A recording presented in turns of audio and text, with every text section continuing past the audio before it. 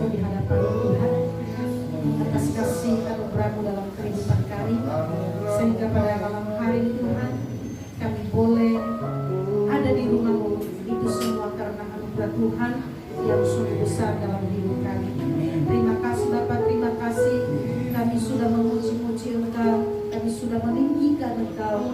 Tiba saatnya Tuhan kami akan mendengarkan kebenaran firman-Mu, dan Engkau yang menolong, Engkau yang menuntun kami, sehingga ketika kami mendengar firman-Mu, iman kami semakin bertumbuh di dalamnya. Terima kasih Bapa, terima kasih Engkau perlengkapi hamba-Mu dengan hikmat yang daripada Tuhan, sehingga hamba-Mu hanya menyampaikan isi hati Tuhan saja. Segala hal yang ingin mengganggu kami ketika kami beribadah di hadapan Tuhan dan mendengarkan firman-Mu, kami usir, kami tolak apakan dalam nama Tuhan Yesus. Biarlah kuasa Allah yang menaungi setiap kami bahkan ruangan ini. Terima kasih, inilah pemberitaan firman-Mu dari awal hingga akhirnya kami serahkan ke dalam tangan Tuhan. Di dalam nama Tuhan Yesus kami berdoa dan bersyukur. Haleluya. Amin. Jemaat Tuhan, saya persilakan duduk kembali. Shalom. Shalom. Shalom. Shalom. Ya, puji nama Tuhan.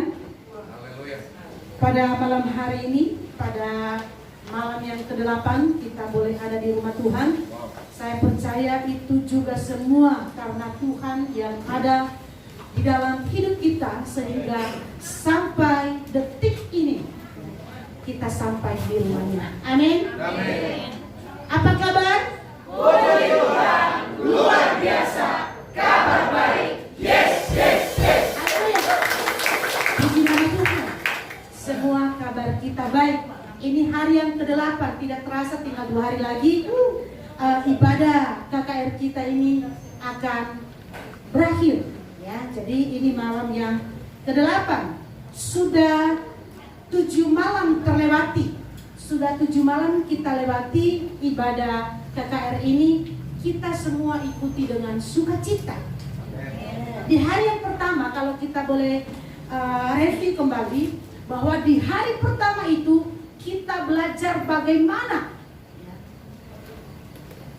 supaya api itu tetap berkobar. Kita harus tetap dekat Tuhan. Kita harus cari Tuhan sehingga api itu tetap menyala. Di hari yang kedua, kita harus memiliki hati yang berbelas kasihan kepada orang lain. Memiliki belas kasihan kepada orang lain, aktif bergerak. Artinya kita harus jemput bola. Di hari yang ketiga, kita belajar bahwa ketika api roh itu, roh Tuhan itu ada di dalam hidup kita, maka hidup kita akan diubahkan. Dari yang malas menjadi rajin. Di hari yang keempat, bahwa kita harus selalu dipenuhi oleh Roh Kudus setiap harinya. Di hari yang kelima, kita harus menjaga kualitas hidup. Jangan salah pergaulan. Ketika kita salah pergaulan, maka roh itu akan padam dalam kehidupan kita. Makanya sebagai anak Tuhan kita harus jaga kualitas hidup supaya kita tidak salah pergaulan. Di hari yang ke-6 kita harus menjadi pelaku, ya. Kita harus menjadi pelaku untuk menyampaikan kabar baik itu, menjadi saksi kepada orang lain. Di hari yang ke-7 semalam harus kita memuridkan, harus ada regenerasi selanjutnya supaya pelayanan itu bisa berkesinambungan, tidak berputus dalam satu dekade, tetapi berkesinambungan sampai Tuhan datang.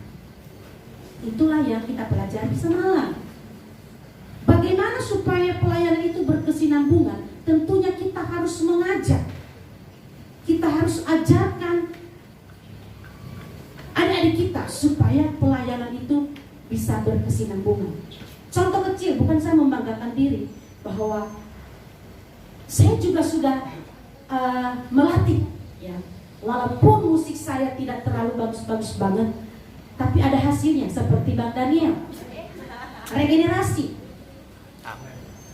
Saat itu dia kelas 4, walaupun hujan-hujan setiap hari Sabtu datang ke TK. Jalan kaki. Setelah 2 bulan apa 3 bulan bolak-balik ke TK,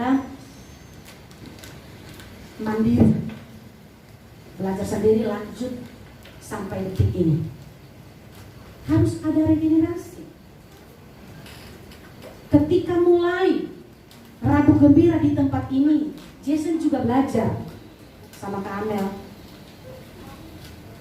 Akhirnya Mama beli gitar buat Jason. Tapi puji Tuhan, Jason sudah berhasil bisa main gitar, walaupun untuk kalangan pribadi. Ya, tetapi bagaimana supaya ada regenerasi? Tentunya Bang Daniel sama Coach Jason punya tugas. Bagaimana supaya ada regenerasi pemain musik ini? Harus dihasilkan. Di sekolah minggu juga. Dulu juga Cipepe sama Ci Ane anak sekolah minggu. Ketika saya ada di tahun 2006 di sini. Berkelanjutannya di 2007. Panjang dan lebar, nah. Tuhan Allah di tengah kita. Belum kencang suaranya. Nah sekarang mereka praktekkan juga. Jadi ada anak saya yang belum kasih lagi. Harus ada regenerasi supaya pelayanan itu berkesinambungan. Kalau hanya saya terus, nggak mungkin dong sampai nenek-nenek aku ngajar sekolah minggu terus.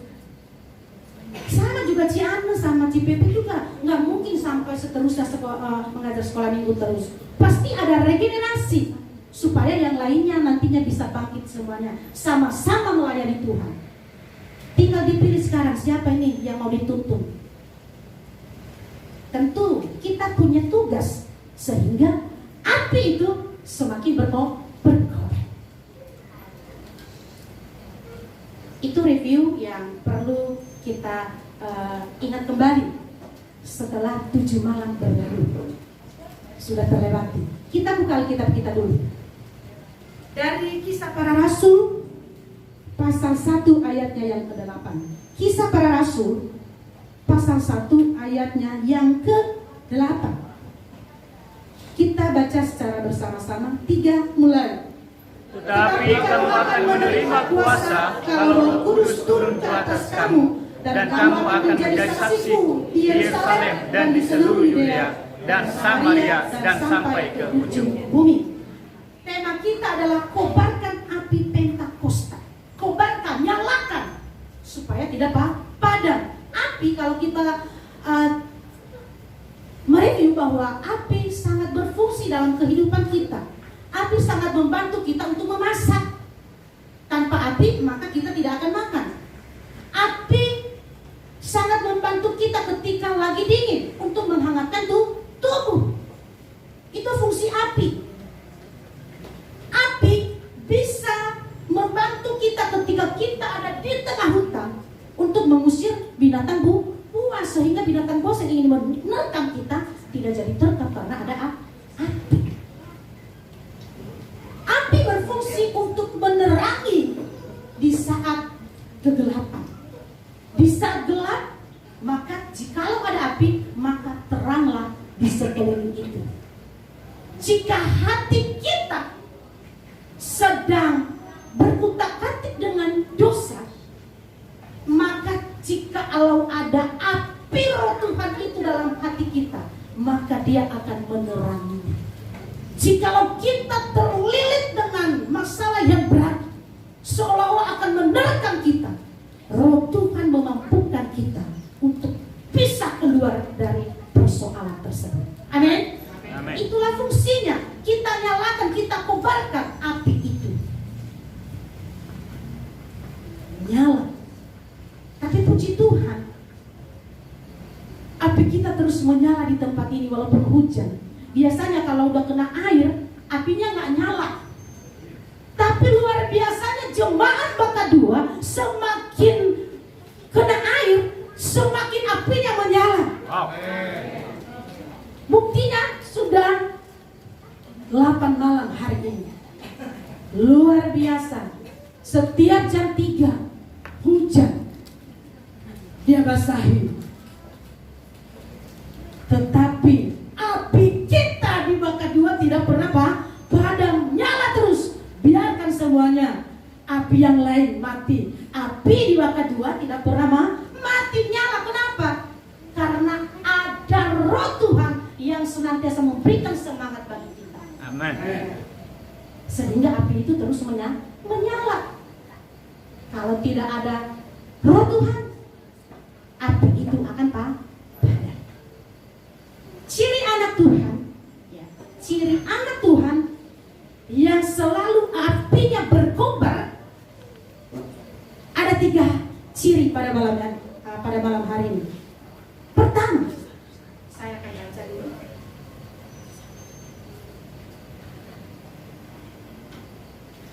Memiliki kemurahan hati. Ketika apinya terus berkobar, maka kita akan menjadi umat Tuhan yang murah hati. Tidak mahal hati, tetapi murah memberi senyum, murah peduli kepada orang lain, murah untuk semuanya. Kenapa? Karena ada Roh Tuhan di dalam diri kita. Itulah yang memampukan kita sehingga kita bisa bermurah hati kepada orang lain.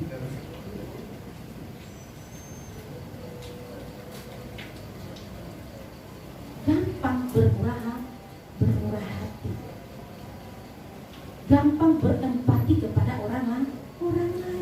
Kenapa? Karena ada Roh Tuhan. Coba kita baca dulu di 2 Korintus. 2 Korintus pasal 8 ayat 1 sampai 5. Kita mau lihat jemaat yang ada di Korintus dulu.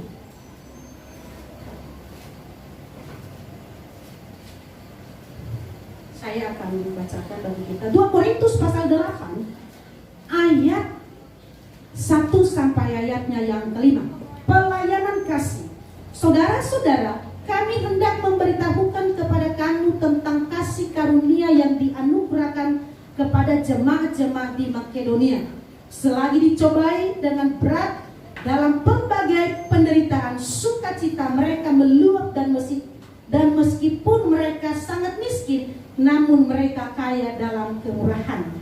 Aku bersaksi bahwa mereka telah memberikan menurut kemampuan mereka, bahkan melampaui kemampuan mereka. Dengan kerelaan sendiri mereka meminta dan mendesak kepada kami supaya mereka juga beroleh kasih karunia untuk mengambil bagian dalam pelayanan kepada orang-orang kudus.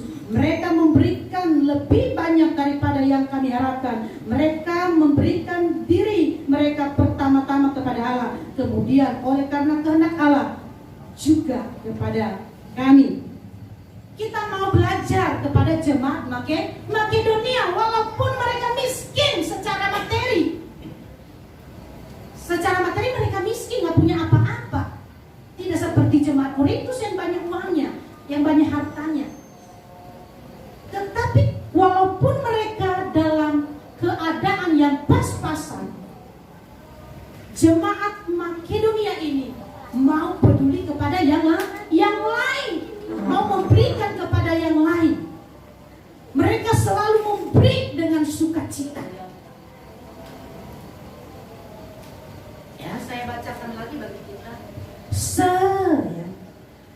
Selagi dicobai dengan berat dalam pelbagai penderitaan, sukacita mereka meluap, dan meskipun mereka sangat miskin, namun mereka kaya dalam kemurahan. Sangat miskin dikatakan di sini, berarti memang benar-benar nggak punya. Tetapi mereka kaya dalam kemurahan. Kenapa mereka bisa kaya dalam kemurahan? Dalam keadaan yang tidak punya, tetapi mereka bisa memberi lebih dari apa yang diharapkan. Kenapa itu bisa terjadi? Pertama, kenapa bisa terjadi? Karena mereka memiliki kecintaan kepada Tuhan yang melebihi yang lainnya. Jemaat Makedonia memiliki cinta yang sangat tinggi kepada Tuhan. melebihi yang lainnya.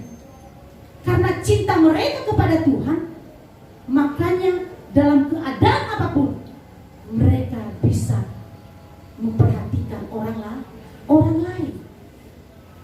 Karena kecintaan kita kepada Tuhan, makanya di KKR kita ini bisa berjalan dengan baik. Karena kita saling bahu-membahu di dalam berpartisipasi supaya dana di KKR ini bisa tercukupi. Amin. Amin. Secara materi kita tidak punya, tetapi kita kaya dalam kemurahan. Kita mau memberi, kita tidak mau melihat, oh itu acaranya Ibu Amel, oh itu acaranya Pak Naso, ngapain saya kasih? Tetapi karena roh Tuhan ada di dalam hati jemaat Bakat 2, makanya satu sama lain saling bahu-membahu untuk berpartisipasi mendukung ibadah KKR 10 malam ini. 10 sudah 7 malam berlalu, semua tercukupi. Itu semua karena kerjasama yang baik, karena kita cinta Tuhan, karena kita memiliki kecintaan kepada Tuhan. Dari B kita lihat tuh Pak Naso, jalan gak itu KKR 10 malam, kita gak usah kasih, kita mau lihatin tuh. Tetapi ternyata jemaat Bakat 2 tidak memiliki sifat tersebut. Kita semua di sini sama-sama ayo tekan list, cis banyak. Bahkan sudah memberi, ditambah lagi. Ini season kedua ya Kak. Puji Tuhan. Ada lagi yang kasih. Puji Tuhan. Saya nunggu sampai kapan ini season-seasonnya supaya nambah terus. Ya itu karena kecintaan kita kepada Tuhan. Roh Tuhan ada dalam hidup kita. Roh Tuhan menjamah setiap hati jemaat. Ayo, beri. Ada yang nelfon, Bu Amel, aku nanti masak ayam kecap ya. Oh iya Bu, dengan senang hati. Sekalian nasinya Bu. Oh iya, puji Tuhan, itu semua karena kemurahan Tuhan. Nggak tahu besok ada yang nelfon nggak? Besok Pak Karnadi. Ya. Itu semua karena kecintaan kita. Saya percaya kalau saya secara pribadi saya paksa jemaat di tempat ini, kasih dong. Tidak ada yang mau kasih, tetapi karena api Roh Kudus, api Roh Tuhan ada membakar, menyalakan hati kita, makanya semua berela hati untuk memberi. Amin. Apalagi kita mau mulai membangun, lebih lagi berkobar untuk memberi, lebih menyala lagi. Amin. Amin. Haleluya. Rekening gereja sudah ada, rekening pembangunan juga sudah ada, tinggal ditransfer aja. Haleluya. Nanti saya share lagi deh supaya masuk terus. Luar biasa. Saya bilang sama Pak luar biasa ya di KKR ini. Mudah-mudahan season berikutnya semakin bertambah.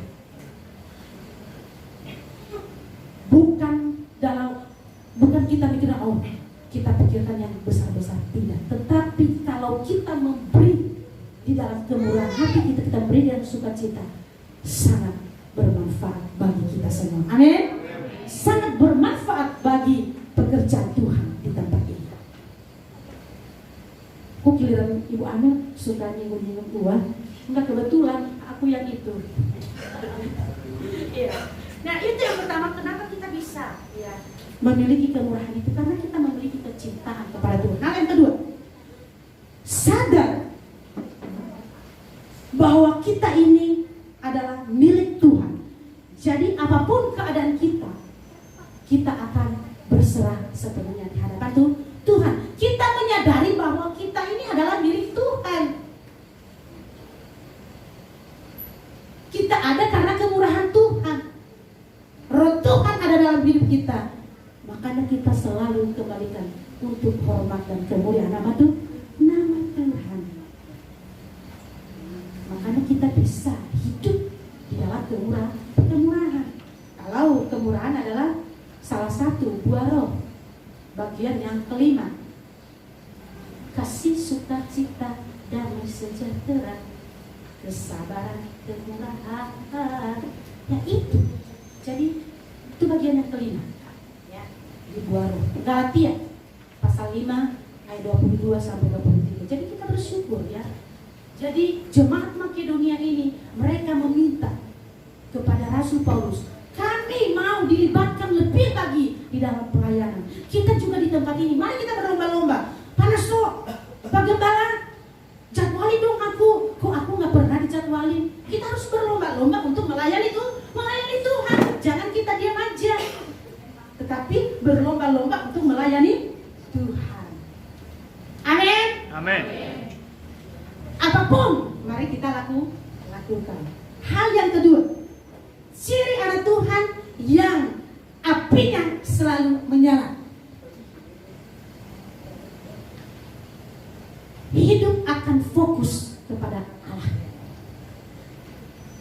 Ketika kita selalu menyala di dalam Tuhan, maka hidup kita akan terfokuskan kepada Allah, terfokuskan kepada Tuhan. Mari kita baca dulu di Mazmur 121.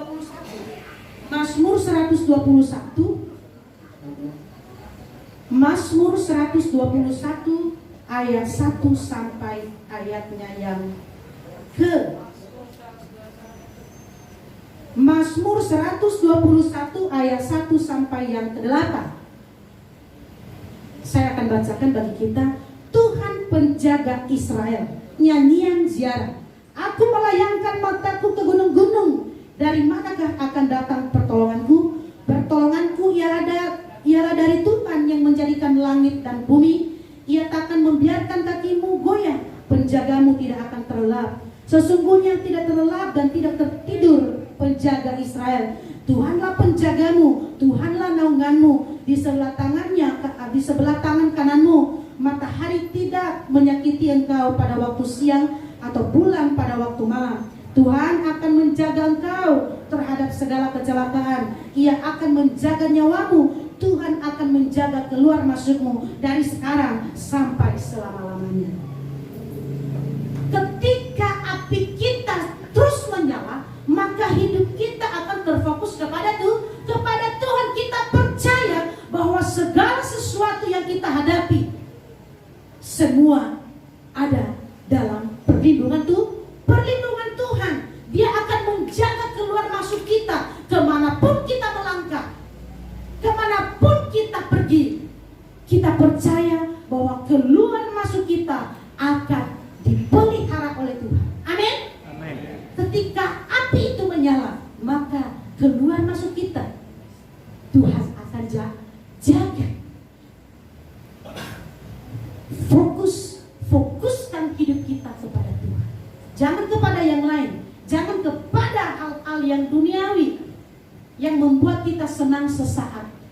Tetapi ketika kita fokuskan hidup kita kepada Yesus Kristus, maka penyertaan Tuhan itu dalam hidup kita akan selama-lamanya terjadi selama-lamanya dalam hidup kita. Makanya pemazmur mengatakan di sini, aku melayangkan mataku ke gunung-gunung. Dari manakah datangnya? Dari manakah akan datang pertolonganku? Pertolonganku ya dari Tuhan yang menjadikan langit dan bumi. Ia takkan membiarkan kakiku goyah. Penjagamu tidak akan terlelap. Pemazmur berkata bahwa segala sesuatu aku melihat semua di dunia ini. Tidak ada yang bisa menjamin, tidak ada yang bisa menjaga aku. Tetapi aku percaya bahwa Tuhanlah yang menjaga aku. Amin. Amin. Kita juga bisa berkata demikian. Walaupun sekeliling saya tidak peduli dengan saya, walaupun semuanya menutup mata, menutup semuanya, menutup diri dengan aku, tetapi saya percaya penyertaan Tuhan sungguh sempurna dalam hidupku.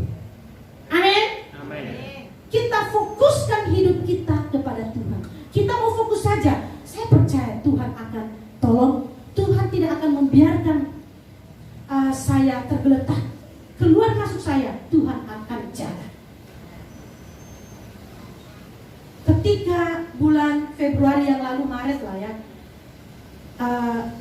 keluar surat di sekolah anak kami untuk biaya naik kelas.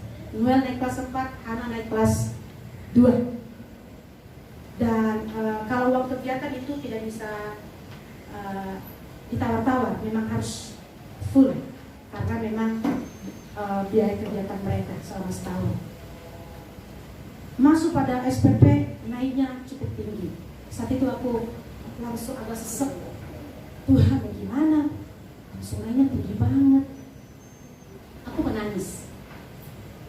Dan aku berdoa, Tuhan tolonglah supaya semuanya bisa berjalan dengan baik, supaya tidak terlalu tinggi banget naik SPP-nya di saat mereka naik kelas. Dan saya sampaikan kepada kedua anak saya, abang, kakak, biaya sekolah SPP, khususnya SPP kalau ininya kan cuma sekali setahun kita bayar uang kegiatannya. Kalau SPP kan tiap bulan berat juga. Kalian belajar yang sungguh-sungguh ya, karena kita juga bayarnya tidak sedikit. Kan ada program beasiswa di sekolahmu, kalau nilaimu bagus, nilainya bagus, nanti tidak akan bayar SPP khususnya free kalau nilainya bagus, asalkan abang dan kakak berprestasi. Tetapi kayaknya Noel biasa-biasa aja. Memang dia mendengar, tetapi kayaknya nanggapinya kurang greget gitu loh. Ya udah, diantar lagi mereka ke BSD karena memang mereka di sana. Jadi sekali seminggu ketemunya. Pas mereka pulang hari Jumat, si Hana pulang. Dia langsung peluk saya, Mama, kenapa? Kakak nilai ulangannya bagus semua loh, sama nilai hariannya. Berapa? Nilai 100 semuanya. Wow, kakak luar biasa.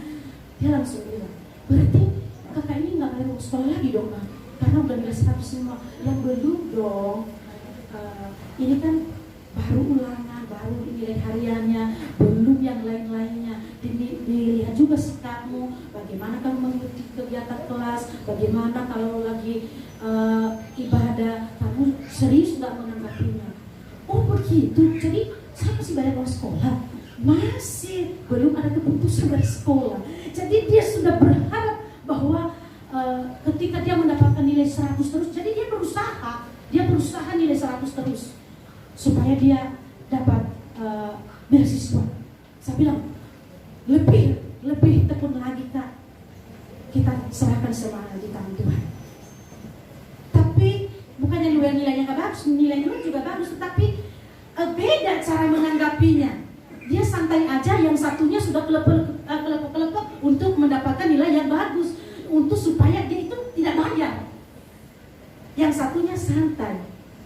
Ya itulah penerimaan setiap kita beda. Ya, saya berpikir bahwa sungguh luar biasa si Hana ini. Ya, daya saingnya, daya juangnya cukup luar biasa.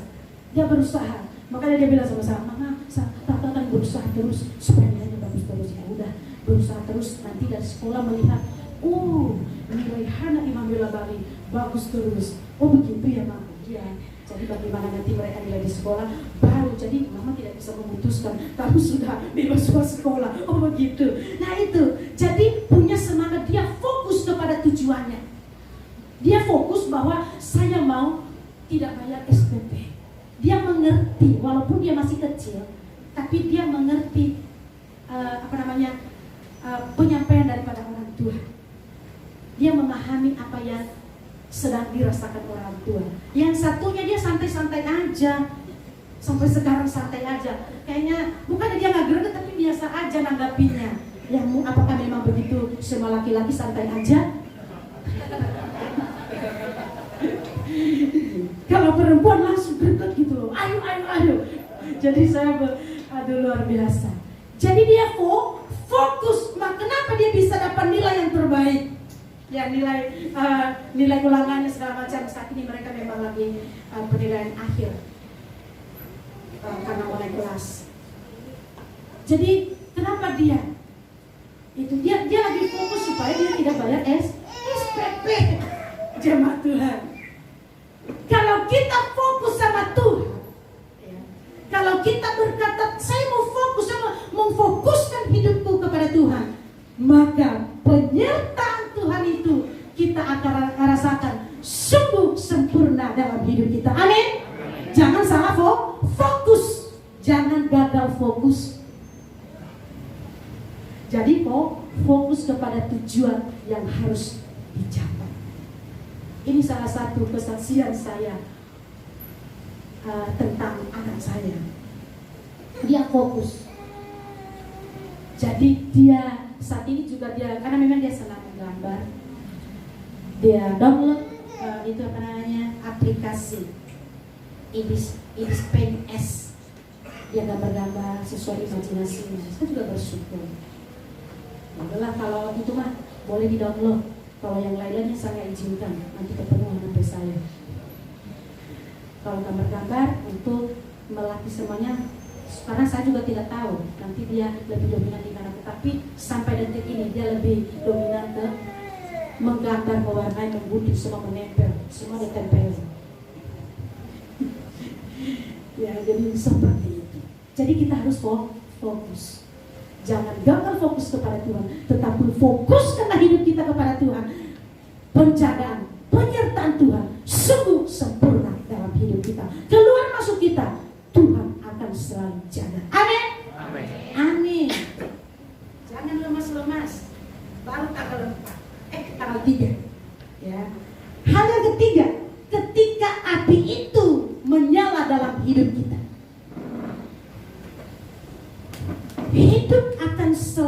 kita akan selalu menantikan Tuhan. Kita akan selalu menantikan Tuhan dalam hidup kita. Kita coba dulu baca di Mazmur 37.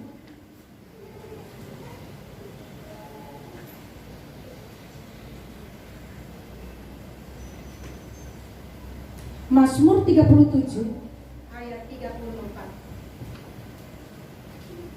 Mazmur 37 ayat 34. Nantikanlah Tuhan dan tetap ikutilah jalannya, maka Ia akan mengangkat engkau untuk mewarisi negeri dan engkau akan melihat orang-orang fasik dilenyapkan. Kita harus menantikan nantikan Tuhan dan ikutilah jalannya, maka Ia akan mengangkat kita. Dia akan mewariskan harta surgawi bagi kita. Amin. Kita nantikan Tuhan dalam hidup kita. Apapun yang kita alami, selalu nanti Tuhan dalam hidupmu. Jangan nantikan Ibu Amel. Kapan Ibu Amel dia lewat? Ya Ibu Amel kan gak bisa ngasih apa-apa. Memang lewat aja. Tetapi ketika kita nantikan Tuhan, Tuhan akan memberkati. Kapan nih Ibu Ain lewat? Kali aja alpukat turun. Ya enggak. Nantikanlah Tuhan. Jangan nantikan yang lain. Ketika kita menantikan sesuatu hal kepada orang lain, mungkin sudah berkali-kali dikatakan ketika kita berpengharapan sama manusia, maka kita akan kecewa. Tetapi selalu nantikanlah Tuhan di dalam hidup kita.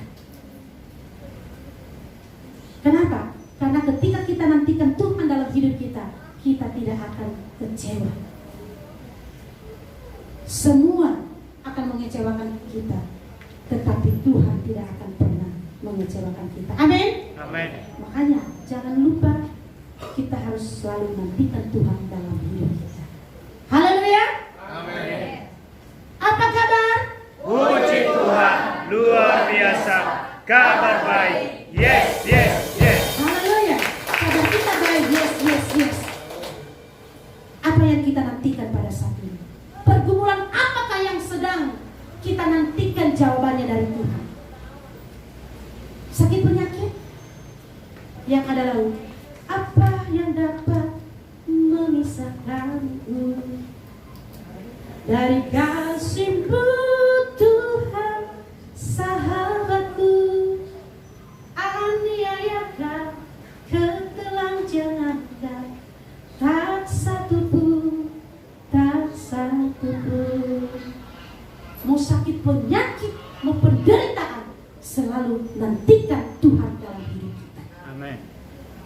kita nantikan pertolongan Tuhan. Saya juga menantikan pertolongan Tuhan terus dalam hidupku, dalam hidup kami, supaya SPP anak-anakku tidak naik terus setiap tahun, karena naiknya juga nggak nanggung-nanggung, langsung gitu.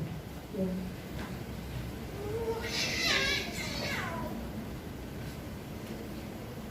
Kenapa naik banget? Ya pakai begitulah. Ketika kita menginginkan yang terbaik sama Tuhan, kita harus bayar harga di dalam menanti setiap jawaban yang kita sedang nantikan. Amin. Amin. Ciri api yang selalu berkobar dalam diri anak Tuhan. Pertama tadi, hidup dalam kemurahan. Kenapa hidup dalam kemurahan? Karena cintanya sama Tuhan. Kedua, menyadari bahwa hidupnya adalah dari Tuhan. Kedua, memfokuskan hidup kepada Tuhan. Ketiga, selalu menantikan Tuhan dalam hidup kita. Amin. Amin. Amin untuk firman Tuhan.